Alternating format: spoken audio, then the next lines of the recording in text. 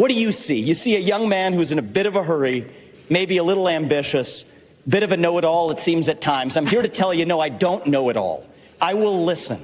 I will have the best people, the best and brightest in this country, whatever age they are, advising me. So he was asked about that answer, Vivek, by CNN's Dana Bash later, and admitted that it was based on feedback he'd received from, I don't know, was it like focus groups or consultants after the first debate. He's learning. I think it was good feedback. He was too much of a know-it-all in the first debate. Nobody knows who he is. It's like he comes out there, not only is he like, I'm the only one, I've criticized him about this repeatedly, I'm the only one with the courage to tell you this. I'm the only one who's brave enough to say the truth. And everybody else up here is bought and paid for. It's like, okay.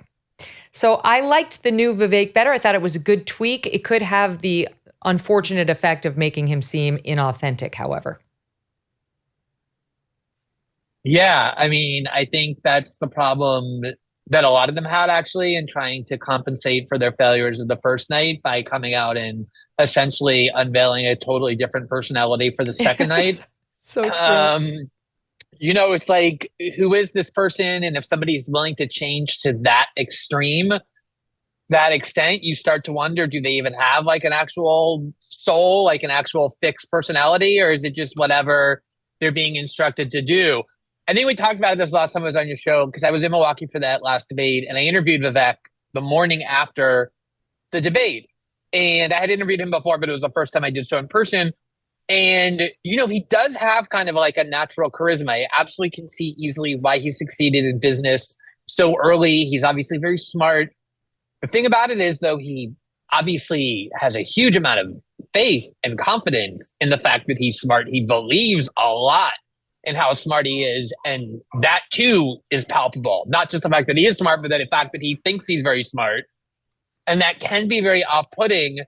It's just that I think there was kind of a consensus in polling, at least, and you saw like in the polling since, that he did himself a favor with that first debate. Even though he came off in kind of like an arrogant way, he stood out. He clearly dominated that first debate in a way people didn't expect.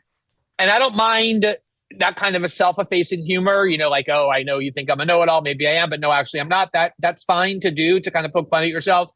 But to just offer a completely new, revamped relaunch of your personality, where like you went from running like a bull through a china shop, insulting everybody's character and intellect and everything about them, to suddenly being Ms. Manners. Oh my gosh, I'm so offended that one might interrupt me and speak of our character. Let us have dignified political debate. I think that's going to leave a lot of people, particularly for someone new on the scene, wondering, like, does he just wake up and change his personality the way the rest of us change our wardrobe every day? It's so true. You hit it right on the head. Well said. I will say, I'll give Chris Christie this moment. It was kind of funny, and it showed himself in control, and my kids liked it. He kind of put Vivek in his place at a certain point. Here, we'll watch it. Because they've done it. Vivek, put your hand down for a second, would you? I still got time, dude. So chill out. I liked that. I have to say, it's back to what you were saying about like the kid in class who's always like with the hand up while you're speaking, and like every time he knows all the answers and he's always got something to say, is annoying. And so I think Chris Christie was feeling it, and it organically was like, just stop it. Put your hand down. I still have the mic, dude. Well, what it reminded me a lot of was, you probably remember, there was a lot of very similar hostility toward Pete Buttigieg, especially in the early parts of those 2020 debates, when, this young guy who never really went through the paces, the most he did was get elected with 7,000 votes to be the mayor of South Bend, Indiana, started speaking with that sort of, same kind of self-certainty of having gone to Harvard and worked at McKinsey and believing that you're just like their smartest kid in the room, always and it just offended a lot of them there who have been working in politics for decades to be treated as though they were just dumb, ignorant by this person who never really has done anything. And particularly Amy Klobuchar barely could disguise her very visceral contempt for Pete Buttigieg in a way that actually became entertaining. And it's starting to remind me of the dynamic now between Nikki Haley and Vivek. The problem is, I think a lot of people watch these debates, not necessarily the way we do, kind of looking to be entertained, but a lot of people look to politics as a way to help important things in their lives they feel are missing with their kids, with their family, with their financial situation.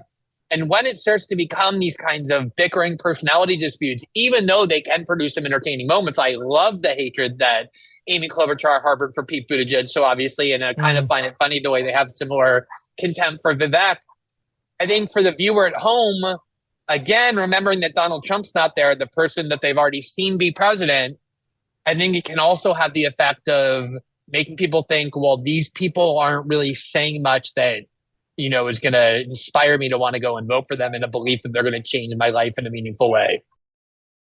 Negative dings on credit reports happen to all sorts of people from all sorts of socioeconomic backgrounds. Understanding the credit landscape can be extremely tough, and spending the time to dispute and repair these so-called dings can be a full-time job.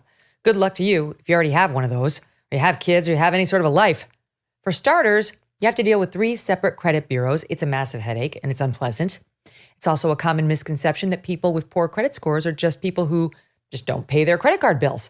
These can be hardworking middle-class people who are negatively affected by divorce, identity theft, medical debt, student loans.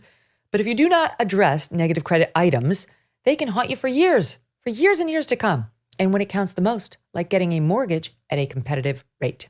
And we know that being relegated to the status of a renter versus homeowner is a huge obstacle people face in trying to move their family up in economic class over the course of their lifetime. The good news is that our new sponsor, Lexington Law, can help you if you're in this position. Go to lexingtonlaw.com. Start today with a free consultation and review. Tell them Megyn sent you at lexingtonlaw.com. Hey, thanks so much for watching. If you like what you just saw, hit the subscribe button for more clips and full episodes.